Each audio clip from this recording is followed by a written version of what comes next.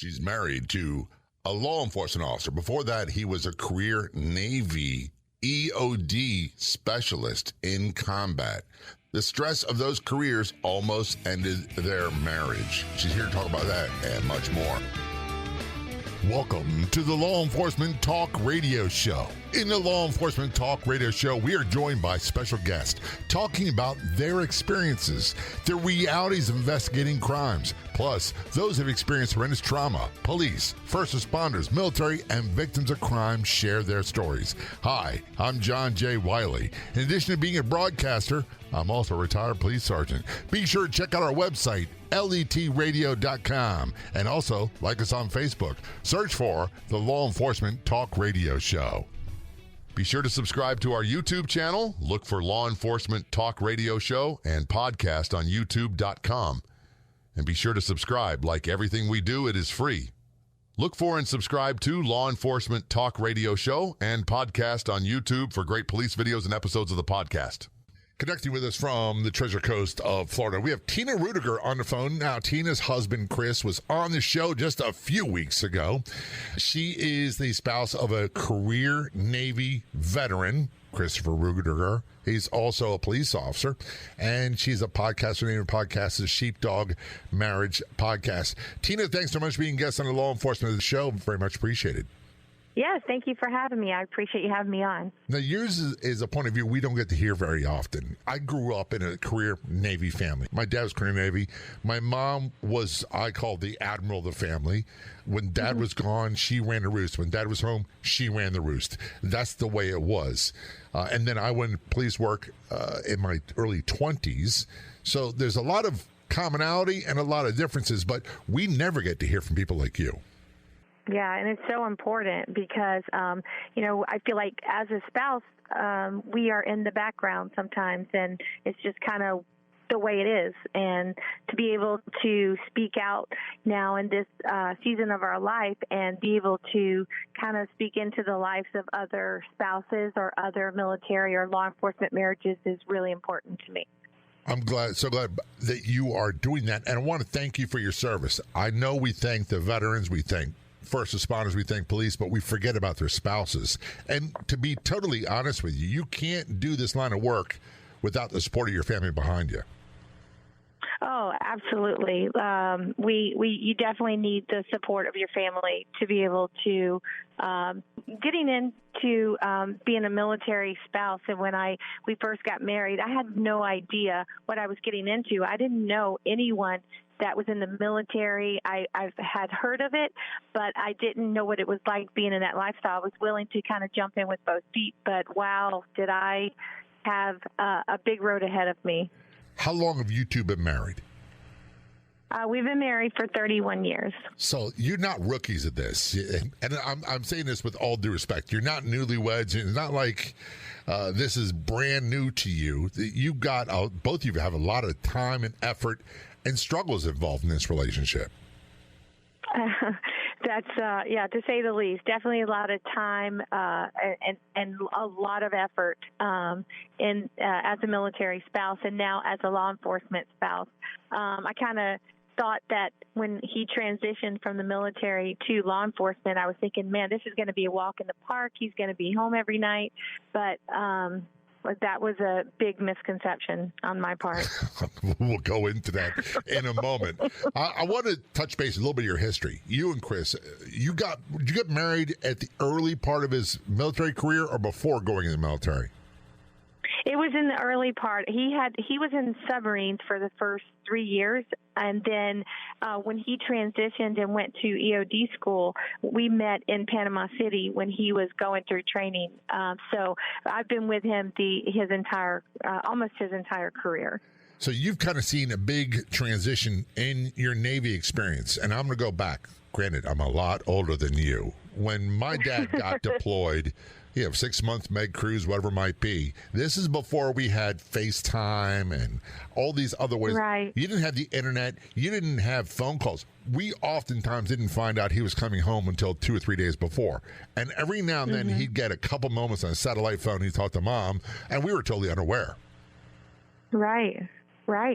And believe it or not, we got married in 1991, and that doesn't really seem that long ago. But when we communicated, it was very much the same way. He would have to get a satellite line to call me, or he would stand in line when they would go into port and call me. But we went sometimes 3-4 months without speaking a word, and we would be sending letters back and forth, and we would number our letters. So sometimes I would get like letter 27, and I still haven't gotten like letter 2. It was either hit or miss, with the letter. So the communication, even back then, was still very, very far between. Do you often find yourself biting your tongue when people say, my biggest problem is communicating with my spouse? And you go back and say, well, I remember we couldn't talk for months at a time. Yes. And I don't want to jump too far ahead, but that's one of the things with being a military spouse versus a law enforcement spouse, is that when he went into law enforcement, I was like, well, at least he'll be home. At least I'll be able to talk to him. At least he'll sleep in the bed at night, but I didn't think of the psychological part of the things that he sees every day and coming home and trying to transition between being a caretaker or a sheepdog all day and then coming home at night and being in a relationship where we both are kind of equal. And that was really difficult. We will talk about that at length. And here's what I did. And I thought I was really good at this, Tina. Back to the days we did the first generation of soft body armor. That's when I was policing. And I would think I would do a psychological undressing. When I take the Velcro off from the soft body armor, I'm going from cop J to husband J to father J. And I thought, and for a long time I did well with that until I didn't anymore. And then I became the guy who didn't talk, who, for a lot of different reasons, which we'll discuss, would sit there and isolate, sit in the chair, and didn't talk at all. And it created even more problems. Oh, yeah. As a matter of fact, definitely. It killed our marriage. There's a big part of it. Yeah, and that's actually what began to kill our marriage. I mean, I had moved out, and when he had transitioned into being law enforcement, and my expectations of having a husband present and home when he was home was totally demolished, and the resentment from over the years from him, being in the military, the country came first because the country had to come first. And then we became a police officer, the community came first because it had to come first. And again, I was on the back burner, and I literally was just a time bomb waiting to go off. And I was so angry and bitter at always being on the back burner that we were just ready to give up and go our separate ways. And we've got first responders, we've got law enforcement, we've got EMTs, paramedics, linemen from all over the United States that responded to Southwest Florida. And one of the things I tell people all the time was, when we have natural disasters, we have snowstorms or blizzards or whatever it might be, you'd have to tell your family you're on your own, no matter how bad the situation, and you had to go to help other people. And that created a stress internally for us, and it also created a stress internally for our spouses. And throw in top of that years of military service where, hey, there's a conflict over here, we got special orders, we're sent, and you're gone. And you don't get to hear from. We're talking with Tina Rudiger. She's a spouse of a career Navy veteran and also a police officer and also a podcast. The name of her podcast is Sheepdog Marriage Podcast. Don't go anywhere. This is the Law Enforcement Show. So much more heading your way. We'll be right back.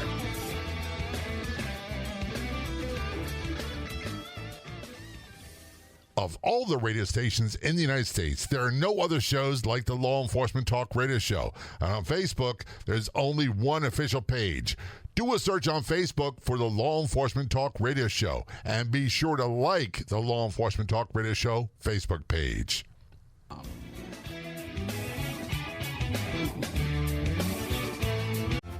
I drive my bus in a busy city. That's why road safety is so important to me.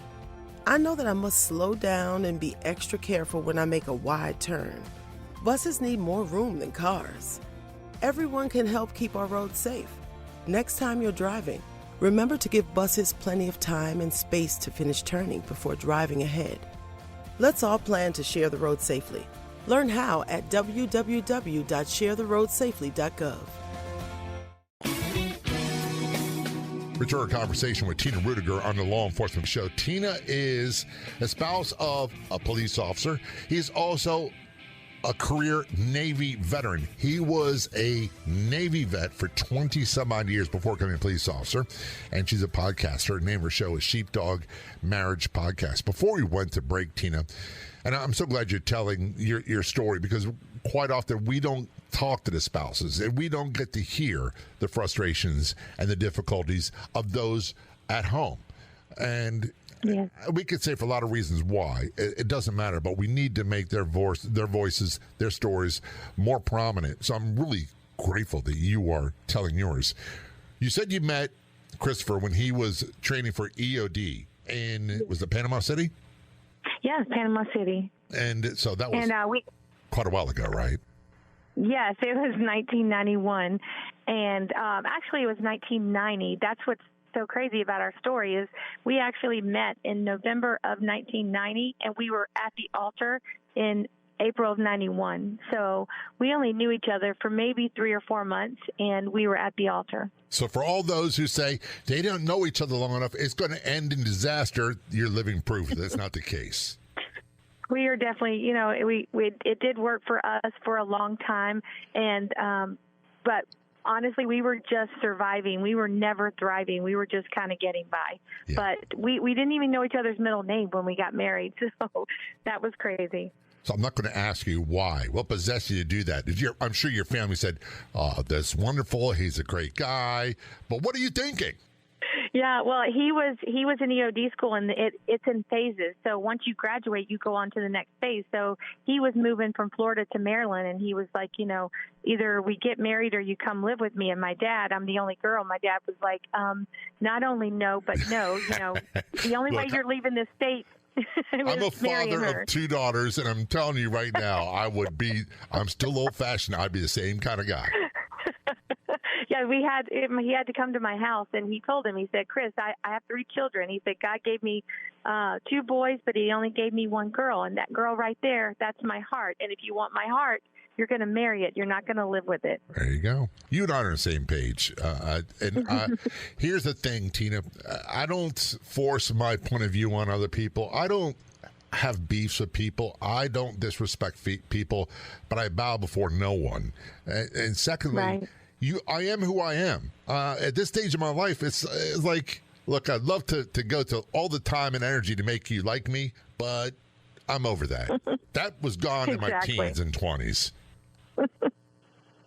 Yes, absolutely. I definitely. It was embarrassing to hear my dad say that, but it was good that I love that I have a father that loves me and that was willing to stand up for me. But Chris stood up to the plate, and he was like, yes, sir, that's exactly why I'm here, to ask for your daughter's hand in marriage. And I had no idea. So things happened really fast. And my dad said, well, I know what's going to happen is you're going to move away with my daughter and take her overseas. And of course he was like, no, I'm not. We'll try and stay in stateside, and of course that did not happen. Of course not.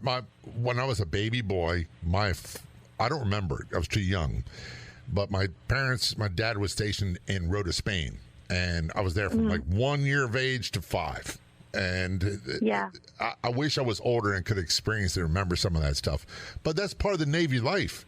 I know other branches of the military, they get transferred, they serve overseas. But for Navy, you really got to do you're going to be changing every 3 to 4 years, and you're going to have an overseas deployment. If you are in certain branches of the Navy, you're going to do med cruises, ship duty, all that stuff. Yes, absolutely. Yeah, there was so much movement every 3 years, and on top of that, I was doing it by myself the whole time. So it was I was only 19 or 20 when I married him, so it made me grow up really quick because we started having kids right away. He was deploying right away. He was in war right away. He went to Somalia. He was in Bosnia. He was in Iraq. All of those things I was experiencing change for the first time, and I was a mother for the first time, but I was also a single mom the whole time and didn't realize how angry I was that and I felt guilty sometimes for being angry that he was gone. I'm like, he's defending our country.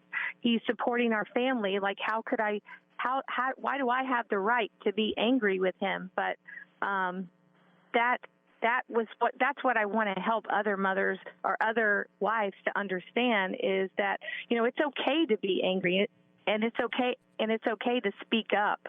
And I was afraid to do that. So. Well, you talked about the resentments earlier. Was the moving by yourself and having kids and doing everything by yourself, was that number one on the resentment list? I'm sure there's many other. Oh, absolutely. That every time we had to move, he was deployed or gone. And so the Navy would move us, but it was stressful, especially moving from overseas, I'm jumping ahead a little bit, but we were in Italy during the 9/11 conflict. And I remember he was gone. He was in, I believe, another country. And I was there, and I remember being on base for the after-school activities, and the military came over the loudspeaker and they said, "You are an American and you are a target. The United States is under attack. You need to get to your home port." And literally, I'm like, oh my God, what do you mean I'm American? I'm a target. And so the base police is rushing us home. And we got back to the base. They had bomb dogs, mirrors under our cars. And they were like, you need to get on base. You can't come off. And I didn't hear from my husband for maybe 2 weeks after that happened. And because he was on lockdown and he went into full activation mode. They activated them somewhere, and I didn't hear from him. So I was mad at him. I'm like, this is a time the world feels like it's coming to an end. You could at least try and call me, but he didn't. And some of the other wives heard from their husbands, and I carried so much resentment during that time. I was just a big angry elf during that period. I understand it, to be honest with you. I really do understand. And we don't get to hear this side of the story very often. So thanks again for telling it. I've got to ask this question. And I kind of remember my mother telling me stories about when they got stationed overseas. And they were talked to about this is how you behave off base. Because even traffic accident or something like that, you got arrested, it was a big deal. It was a big problem. I have a sister a couple sisters whose spouses were in the military, and they had the same talk. So did you get the talk when you got transferred over to Italy? Oh yes. They actually do an NDOC. And that's, again, another part of my anger for so long is that this NDOC was to indoctrinate you into their culture, what to expect, what you should do. And they told us when we got there, look, everyone has to go. The military member, the spouse, this is mandatory. You have to go. So we're sitting in NDOC, and I'm still a little unsure, but Chris is there with me, and I'm feeling comfortable. And then in the middle of NDOC, his command walks in. And they were like, hey, we have an incident that happened in northern Italy. We need you to team up. We're going to give you this team, and you got to go. And he said, okay, in 2 weeks when NDOC is over. And they were like, no, you're not finishing NDOC. Your wife's going to do it for you. And literally whisked him away. And, man, I didn't realize how angry I was. We're talking with Tina Rudiger. She's a spouse of a career Navy veteran, did 20-plus years in Navy, and is also a police officer, and she's a podcaster. Her name of the podcast is Sheepdog Marriage Podcast. This is Law Enforcement Show. Don't go anywhere. We will be right back. Be sure to check out our website, letradio.com. That's letradio.com. There you'll find episodes of the show available as a podcast after airing on radio. And they're always free. There's 700-plus episodes on there right now. There's blogs. Get information about our sponsors. All that and much more at letradio.com. Again, the website is letradio.com.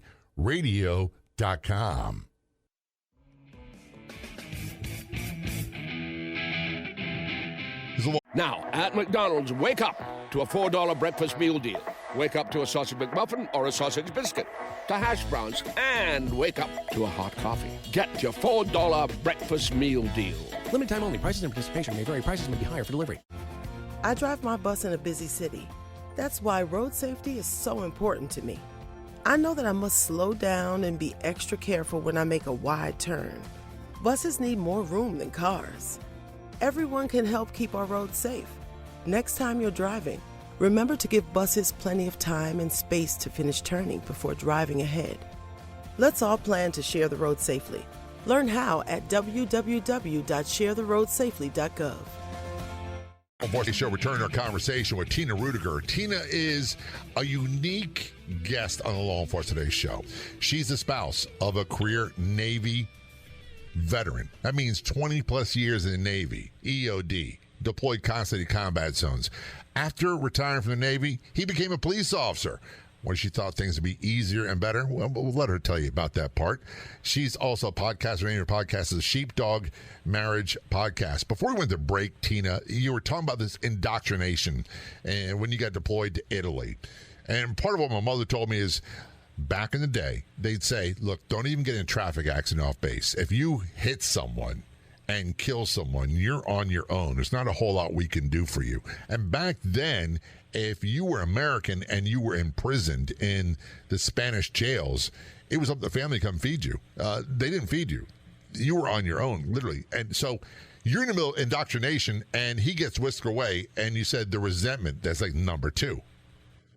Yes, very much so. I literally had to navigate on my own, and I didn't go off of base a lot. I stayed on base because I was intimidated by being out in town and being an American and all the stories, like you said, if you're in a car accident, because, you know, we had the license plate that says Armed Forces International is AFI. And so we were like, you could tell who the Americans were. So if there was ever an accident out in town, everyone always told me, if you're in an accident, they're going to automatically blame it on the American. So that scared me and intimidated me. So I stayed on base a lot. And I don't blame you. Here's something else I'm sure you're going to get. I hear people talk all the time about the talk between parents and their children involving American police. And I think to myself, I got the talk when I was 15, 14 about Yes. Navy police, about how you behave on base. And I was a long-haired hippie freak. I had a great big bush, and I was like, I'm going to do what I want. I'll be an individual. They're like, yeah, you can do all that off base, but on base, it's a different story. Oh yeah, definitely. It was when we were stationed in Italy, I think there was only maybe 3,000 Americans on base, and we, you know, when there was an issue between two Americans on base, everyone in the entire on base knew it. Like, you knew if there was a restraining order or they couldn't come near each other. I mean, it was impossible being on base, but we pretty much knew what was going on because and the military police made their presence there. But we also had the Carabinieri on base as well. So it was a little of both. Now, here's the difficult question. If you can't talk about certain things, that's quite all right. I understand. Your husband was EOD, and if I get this wrong, please forgive me. That's a explosives ordnance demolition or disposal. So he was sent to combat zones quite a bit. How did you deal with him saying, okay, I go to Iraq, I have to go to Afghanistan or Somalia or all these other hot spots where you know people are being killed and you know he's going to be right in the mouth of the lion, so to speak? Yes, it was very difficult, and I look back at it now and realize where a lot of my anger came from. It was difficult because sometimes he couldn't even tell me where he was going. He would be gone for months at a time, and you know, sometimes he would come home and he would say, or he would call me and say, hey, I can only talk for just a minute, but if you look on, you know, online or look in the news, you know, an article may be on the front page. And I'm like, there's a ton of articles. Like, so I would literally, the computers first started coming out. I think it was around 2000, maybe 2001. I would get on the small computer that we had and just look up articles that I thought could be him. And I would, you know, not knowing all the time was so hard. We actually had a friend. She was one of my best friends, and her husband was also EOD, and he was killed by a roadside in Afghanistan or Iraq. I'm sorry. And I actually was with her the entire time as the Navy sent in his Connex box back full of all of his belongings, and I'm helping her go through all this and work through her emotions when my emotions were on high alert because my husband's over in the same place. And, I'm trying to deal with my own emotions and help her deal with hers. And I'm totally disconnected from my husband. I actually didn't even feel like I knew who he was because I only got to talk to him every couple of months. So there was just so much stress and anxiety back then for so many reasons, and the not knowing was very, very difficult. It's unusual, and maybe it's not, and we'll talk about the police part of it in a moment, is when I interviewed your husband, Chris, and that was a few weeks ago. You can check it out. Just go to letradioshow.com and look for past episodes. You'll find it. He didn't talk about all these things. He was the one who's being deployed to all these combat zones, and he's like, yeah, not a big deal. Oh, yeah, it was kind of life-changing. Let's move on to point B, whatever it might be. You're going much further in depth. And one of the things that he talked about is that there was an incident where they struck an IED and came under attack, and maybe dealing with the after effects of TBI. But when it was going on, he didn't think it was a big deal. It's like, okay, we got to do this, this, and this. Were you aware of this, or how long after did you become aware that he was in an explosion?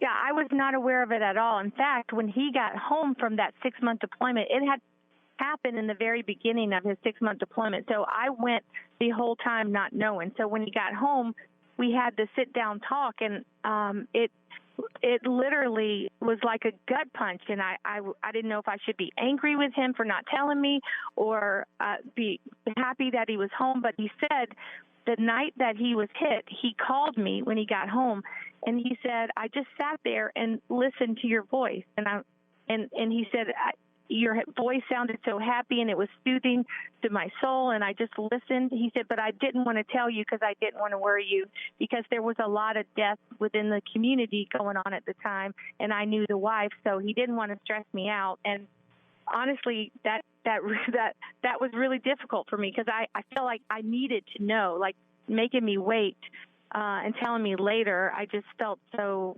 I don't know. It's hard to explain. And like you said, when he talked to you, I listened to the interview as well.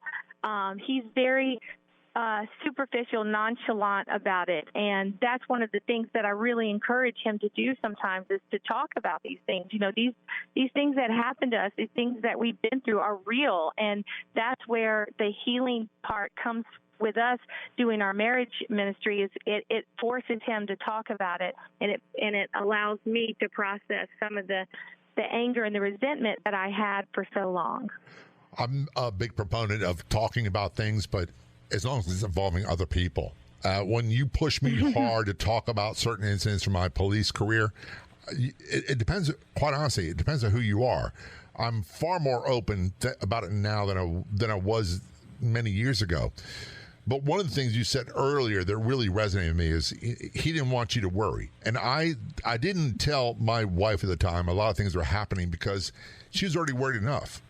My mother was already worried enough. My sisters were worried enough. And I felt it was my duty, my obligation to shield her from that as much as possible. And to be honest with you, I want people to think, hey, you can sleep easy at night because nothing bad's going to happen. I don't want you to know about the dangers, and that sometimes those dangers are right down the street from you.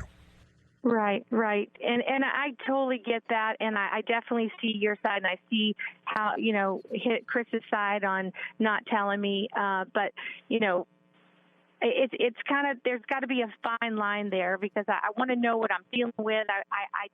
I'm the type of person that just needs to know. I need to make sure everything's okay for me, for the kids, for him, and not knowing was a gut punch. But the thankful part is he came home safe. Unlike some of my other friends, their husbands didn't come home.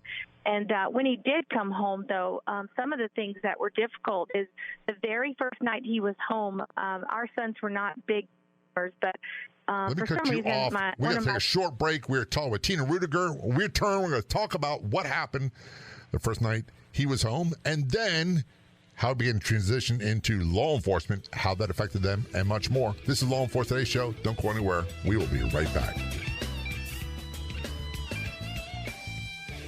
Be sure to follow me on the Clubhouse app. It's like having your own talk radio station on your phone. And best of all, it is free.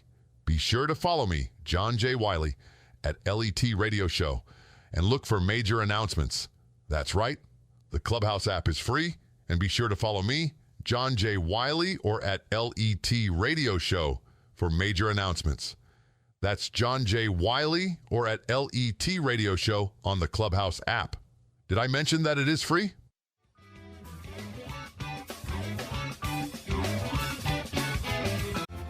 I drive my bus in a busy city.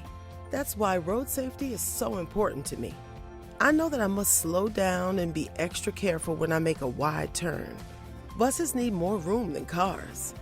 Everyone can help keep our roads safe. Next time you're driving, remember to give buses plenty of time and space to finish turning before driving ahead. Let's all plan to share the road safely. Learn how at www.sharetheroadsafely.gov. This Law Enforcement Show returned to our conversation with Tina Rudiger. Tina is a very unique story we don't get to hear very often. Her story is not unique, but the fact that we don't hear about it, that's what makes it special. She's the spouse of a career Navy veteran. He did 20 years plus in the U.S. Navy, EOD, multiple combat deployments, and then became a police officer. Before we went to break, Tina, you're talking about an incident when he came home, and I had to cut you off because we had to go to a commercial break. Please let us know what happened. Yeah, so when he came home, I didn't even think about it, but one of our sons was playing Call of Duty, and they're not normally big gamers, but he just happened to be playing that game that night. And I remember Chris came through the living room, and his eye caught the TV of what our son was doing, and he literally froze, and he started yelling at my son. He was like, "What are you doing? You didn't even check that building before you walked in. Like, you don't walk into a building like that." And he just started just really laying into our son. And I looked at him, and I was like, "Babe, it's just a game." And he's like, "It's maybe just a game, but that's real life. That happens, you know." And it just kind of took me back. I was like, wow, I actually felt like we should have not been, my son shouldn't have been playing that game that night. And I didn't even think about how difficult it was for him to see it. So that was a very big moment, kind of an eye-opening moment for me when he got home from that Iraq deployment. And yeah, I could understand both points of view on that one because, hey, it's just a game. And it's just a kid playing a game. And if we ask Chris about it right now, he'd probably say that was one of the worst moments of his life. And I could understand. I want to fast forward. So he finishes his career in the Navy. And then somewhere along the line, you two get the idea, hey, wouldn't it be great to be a police officer? And he becomes a police officer in South Florida and has been doing that a long time. One of the things you said early in the conversation, you thought being a military spouse was tough and that this would be easy. Has it been easy for you? No, not at all. It was a major misconception on my part. I wanted him to be able to continue being in uniform because I knew he has an innate sense of responsibility and like the sheepdog spirit to help others. And so I could tell as soon as he put that police uniform back on, that look, the happiness look, the contentment came back on his face because that's what he does. So I was like, okay, you know, he's going to be home now. He's going to be able to do what he's doing, but he's not going to deploy. But that very quickly became evident that being involved in the community, and he went into community relations, seeing the worst people in the worst days of their life and trying to help them, it became all he did. That the community came first, and my place on the back burner again. And I felt guilty for being angry. I was like, the community does need to come first. There's crime. There's people hurting. He needs to be there. That's what he's doing. And I didn't realize it was actually just adding on top of the pile of the resentment that I had all these years. How about the trauma that he experienced and the danger? Did that play into your mindset at all, your worries, your fears? Absolutely. I was a wreck when he first started in with the police department. we have Facebook at this point and social media, and I'm constantly cruising, like when he's on duty, because I know sometimes they'll post things that are happening in town, and I wonder if he's there, and I see I see things or I hear sirens and think, oh my gosh, is that him? And it definitely played into my fears, and it actually, in a weird way, I think it was more difficult being a police wife than a military wife, because I was right there in the midst of the community that he was in, and I knew and saw the things that were going on. One of the things I've heard before is the big difference is that when you are in a combat zone, eventually you come home stateside, and it's welcome home. It's a different environment. With policing, it's quite often you live where you work or very, very close to it, and you see it all the time. And there's no real escape. We were told we were on duty 24 hours a day. Was that the case for you all? Oh, yes, absolutely. I feel like you said you did. You came home and you kind of shut down. And it's not that he shut down, but he never completely is present, because he's so because it's who he is. It's what he does. I actually, one of the things that when he was in Iraq and in the military, they would have ready rooms where they would go in, they would put their gear on, they would just kind of get in the right mindset. And everywhere we've lived here, I've actually made him a ready room. It's got all of his police gear, his safe with his guns, and he loves to go in there and get ready.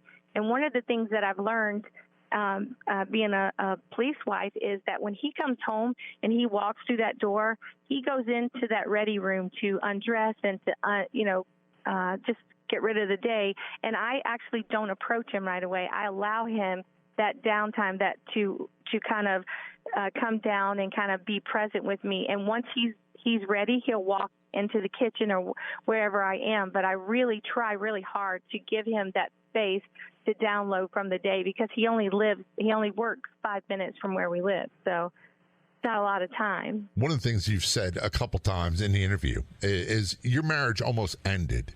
And that's quite common, not just with our police and our firefighters, EMTs, other first responders, but our military as well. There's unique demands, and you've talked about a lot of those. How bad did things get for you two? Oh, they were horrible. I moved out, and I was preparing to go back home to Georgia. And I remember it was so bad. Like, I thought he hated me. I thought I wasn't sure if I hated him, but he just wasn't the man I've been married to. And I remember one night I was on the racquetball court, and I was by myself, and I was sitting there just crying. I was thinking, my God, I've been through years of deployments and taking care of the home front, and we've come into this new career, and I've tried to be supportive, and nothing. We had so much water under the bridge. We had so much the resentment and things over the years that it just exploded at some point, because we never addressed those issues. We just allowed it to build up, so it exploded. And for us, it was a good thing, because we had to be brought to that point in order to have change and to have clarity and to work through all of these years and years of issues. And even though he's still a police officer, we still have the issues. He's still who he is. I can't change that. And I've learned to respect that and to honor and allow him to be who he is. But now the difference is we have the tools, the communication tools, the things that we learned through Married for a Purpose to live into our vision and to understand what our purpose is together and work together in unity instead of working against each other. I'm glad you mentioned Married with a Purpose. This is where your podcast and your mission to help others from your experience comes to fruition. Am I correct? Absolutely. We were, I think Chris mentioned, we were in counseling for years through the Navy Family Service Center, and we would go and we would talk about the problem, and we would rub each other's nose in it, and then we would leave in an argument. He would speed off one way, I would speed off the other. And when we were introduced to Married for a Purpose, they're very purpose focused. So it's a 2 or 3 day reboot session, and basically they just help you to look at where you were, like when we first married, where you are now, and where you want to be. And you literally create a purpose statement for your marriage. You create a vision, and it really, we walked out of there like a wet dish rack. We were like, wow, we should have did this a long time ago. And it was very helpful in helping us get clarity and resolution to a lot of the issues over the years. And like Chris said, we couldn't just work on our marriage. We were like, wow, that was awesome. Like, we want to be a part of this. We want to be that voice that helps the other law enforcement marriages, other military marriages understand where they were, where they are now, and help them create a plan to move forward. And the name of your podcast is Sheepdog Marriage Podcast. Can they find that online anywhere? Yeah, so you can find us on Spotify, Apple Music, and also if you go to marriedforapurpose.com, there's a drop-down menu with the military and law enforcement side of Married for a Purpose, and there's also a link to our Sheepdog Marriage Podcast on that page as well. Tina Rudiger, thanks for your service. Thanks for all you do, and thanks so much for meeting you guys on the show. All very much appreciated. Thank you. Thank you so much for having me on and allowing me to speak on behalf of the military and law enforcement spouses. I'd like to thank our guests for coming on the Law Enforcement Talk Radio Show. The Law Enforcement Talk Radio Show is a nationally syndicated weekly radio show broadcast on numerous AM and FM radio stations across the country. We're always adding more affiliate stations. If you enjoyed the podcast version of the show, which is always free, please do me a favor and tell a friend or two or three. I'll be back in just a few days with another episode of the Law Enforcement Talk Radio Show and Podcast. Until then, this is John J. Wiley. See ya. If you like the show, please take a moment to rate, review, and subscribe. It really does help the show to grow.